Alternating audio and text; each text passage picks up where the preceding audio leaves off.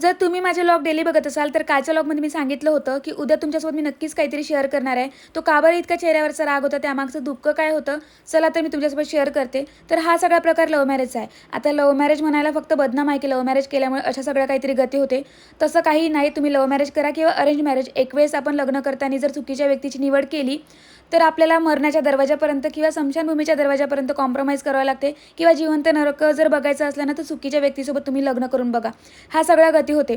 आता ह्या सगळा मुद्दा मांडण्याचं कारण म्हणजे फक्त इतकंच आहे, हा सगळीकडेच चालू आहे समाजामध्ये. तर कोणी समोर आणत असते किंवा नाही आणत असते. आता माझी लाईफस्टाईलचे व्लॉग मी तुमच्यासोबत प्रत्येक गोष्टी शेअर करत असते, तर हे गोष्ट शेअर करण्याजोगती असं काही नाही की तुमच्यासोबत मी नाही शेअर करू शकत. म्हटलं मला शेअर करायच्या आहे सगळ्या गोष्टी, जेणेकरून 100तून नाही पण एका मुलीला तर म्हणजे काहीतरी समजेल यातून की नाही, आपण चुकीच्या व्यक्तीसोबत जर निवड केली तर असं काहीतरी होते. आता हे सगळं होण्यामागचं कारण म्हणजे दोन आहे. एकतर आपण एकतर स्वतः घेतलेला निर्णय असतो किंवा आपल्या पॅरेंट्सचे आपल्या मागं जे दबाव असतं, किंवा असं नको, घरीचं म्हणजे थोडं स्ट्रिक्ट वातावरण असतं, असं नको करू तसं नको करू, हे कर ते कर.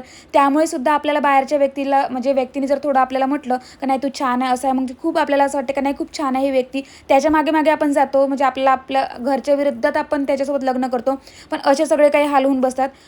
आणि हो, मला तरी असं वाटते, चुकीच्या व्यक्तीसोबत लग्न करून जगण्यापेक्षा किंवा आपला विश्वासघात होण्यापेक्षा कधीही सक्सेसफुल वुमन होऊन जर जगलं तर जिद्दीने, तर खरंच खूप चांगलं राहील. हे सगळे हाल होणारे नाही किंवा आपल्याकडला म्हणजे आपल्या दुसऱ्याकडून अपेक्षा राहणार नाही. किमान आपण आपल्या पायावर छान व्यवस्थितपणे उभं राहू, आपण काहीतरी स्वतः जगायला शिकू. तुम्हालाही असे वाटते का? कमेंट बॉक्समध्ये मला नक्की सांगा. चला मग बाय.